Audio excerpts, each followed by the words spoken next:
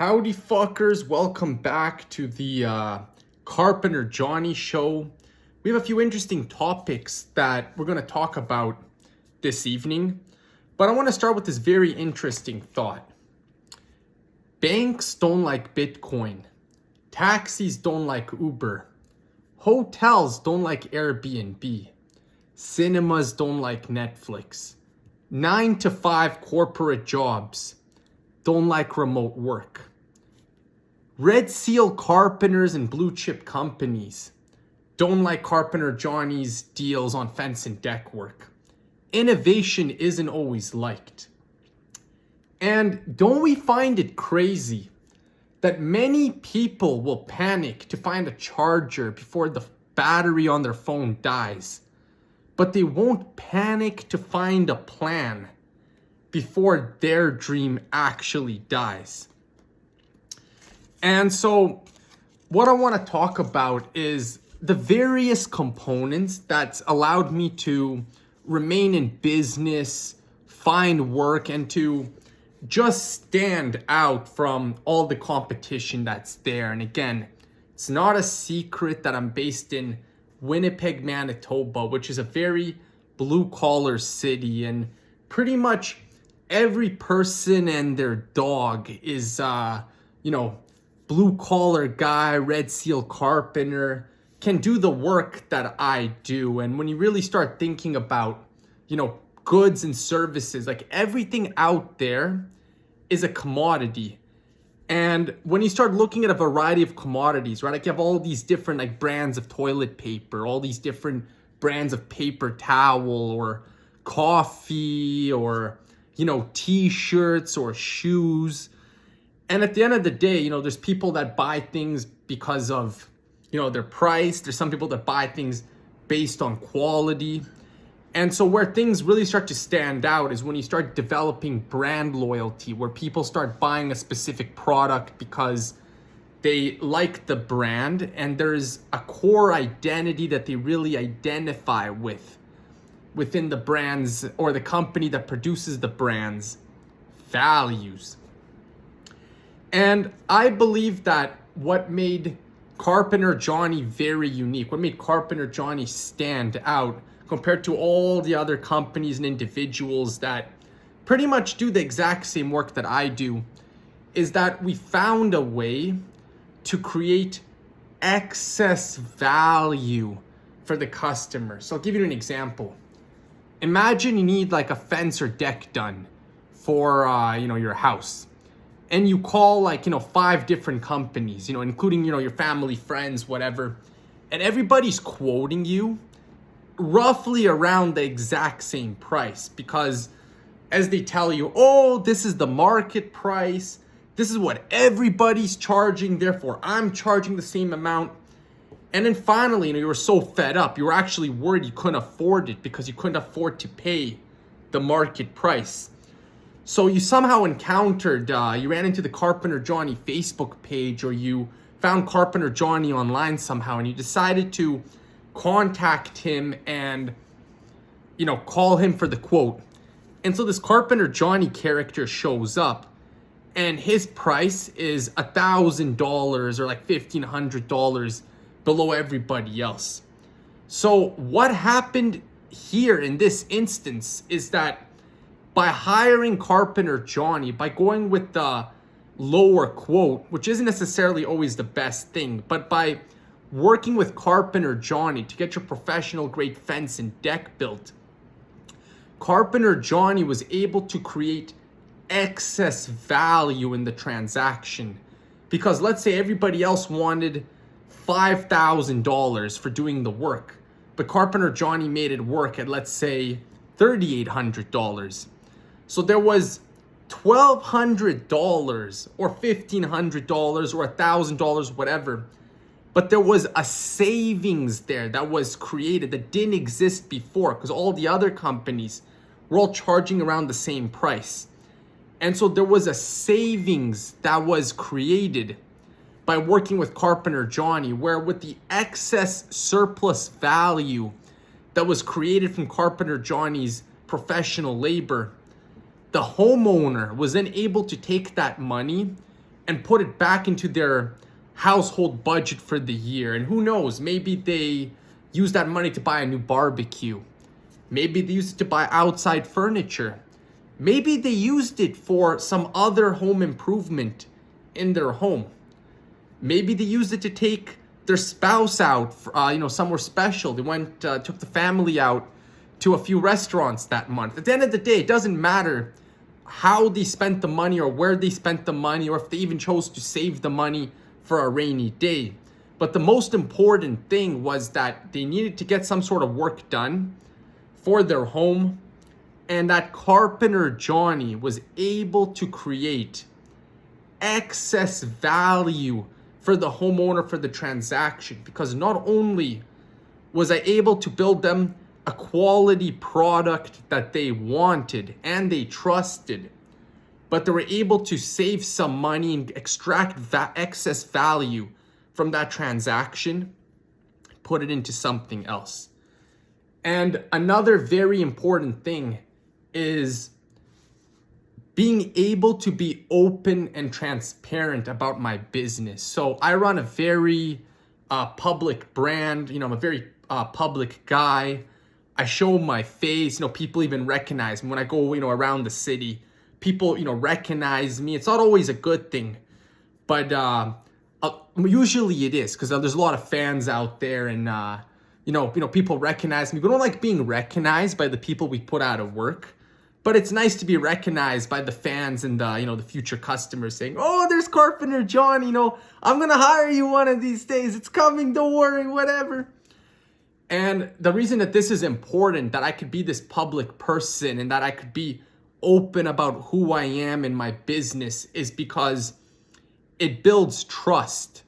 And so a big red flag is that if you're contemplating hiring some sort of contractor, or even you're thinking about hiring a business to provide some sort of good or service that you need, and if the business owner, the salesperson, can't even be open about their business, who they are, what they do, where they come from, major red flag, right? Because again, there's all these fly-by-night companies that pop out of the blue, and we don't know if these businesses are even like real businesses, and if they're even going to stay open long enough to honor whatever warranties they have on their good and service.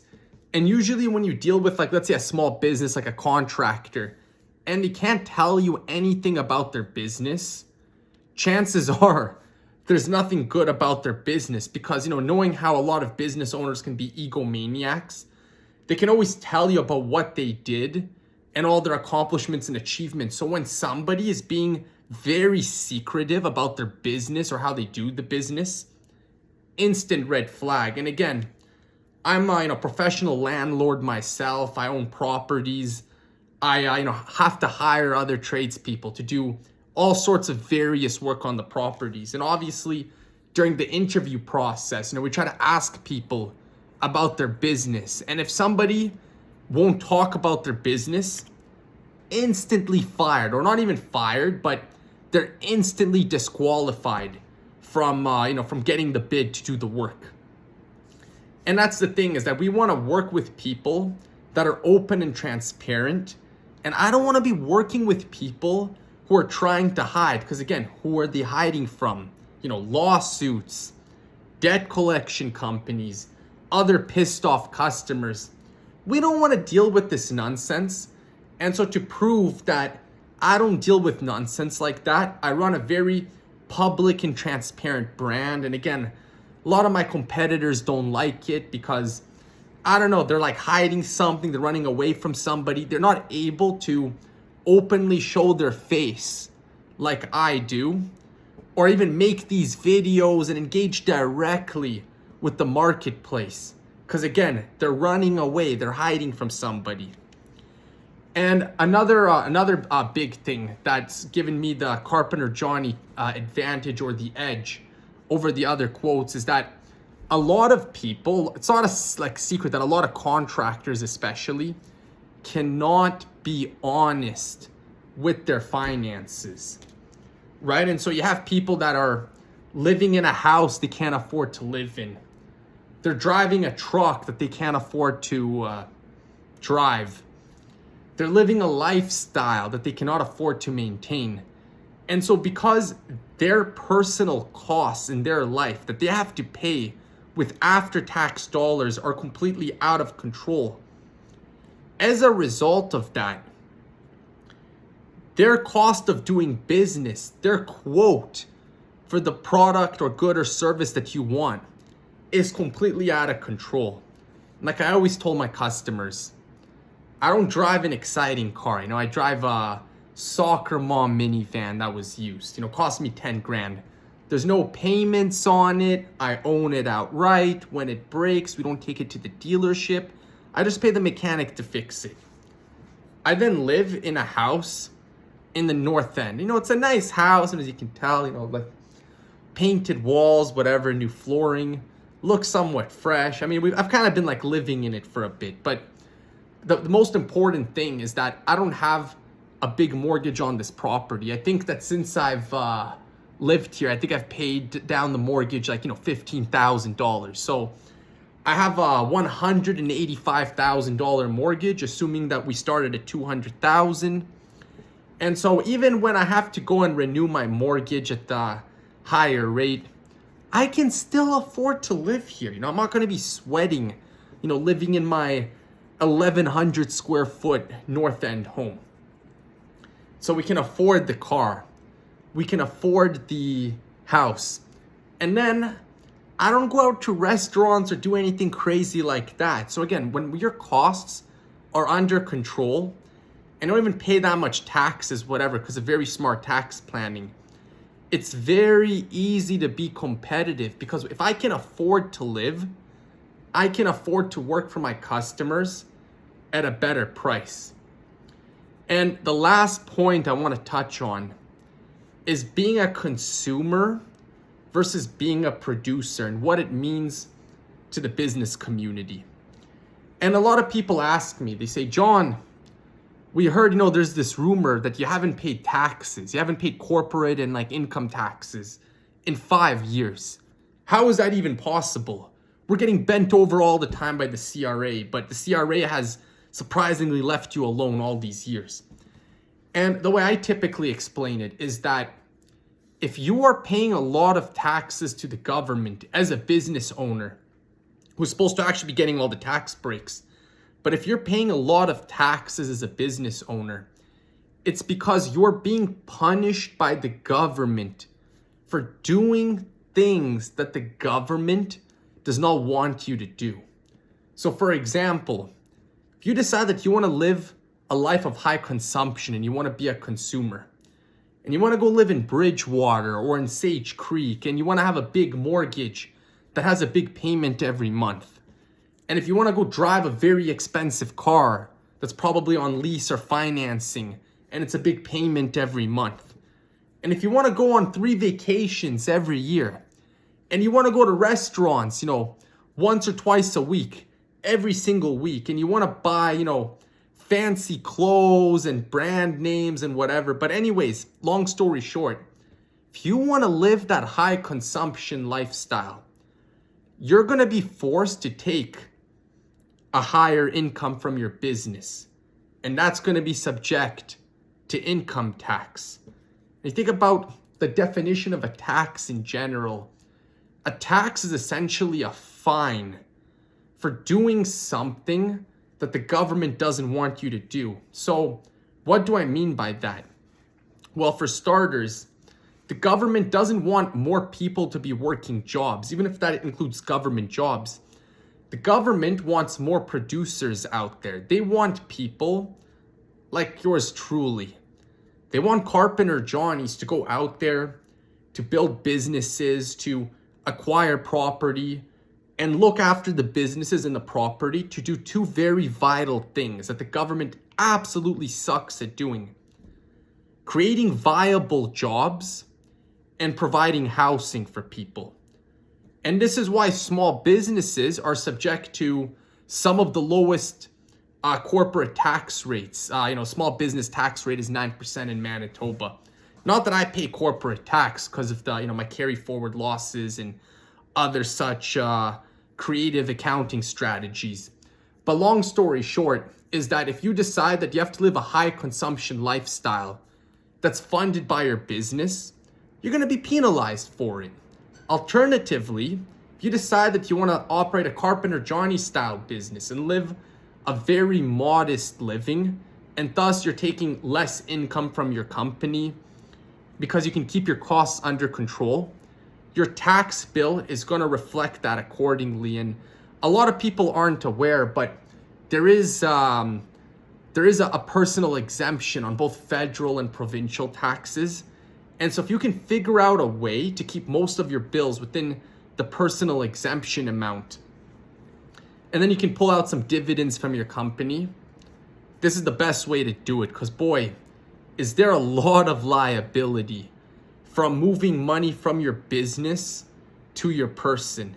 And once you can figure it all out, a lot of problems are taken care of, considering that some of the biggest expenses for the average Canadian is taxation. So again, be a producer, not a consumer. Find ways to create excess value for the community when you operate your business. Again, nobody cares what Joe Schmo down the street charges or what all these other companies in the market charge. Winnipeggers want a deal. And as the GDP is going to decline due to the US trade tariff war, and as people get more scared and squeamish about, their livelihoods and their ability to stay in their house, they're going to be more aggressive at looking for viable alternatives to stretch their dollars further and to afford to live. And so that means that there's actually huge opportunities for Carpenter Johnny style businesses that are going to be out there. Because again, as people get more stressed out about their money, they're going to be doing more research in the marketplace. They're going to be looking for guys like yours truly. I'm Carpenter Johnny, the most wanted fence and deck guy in the Manitoba Wild West.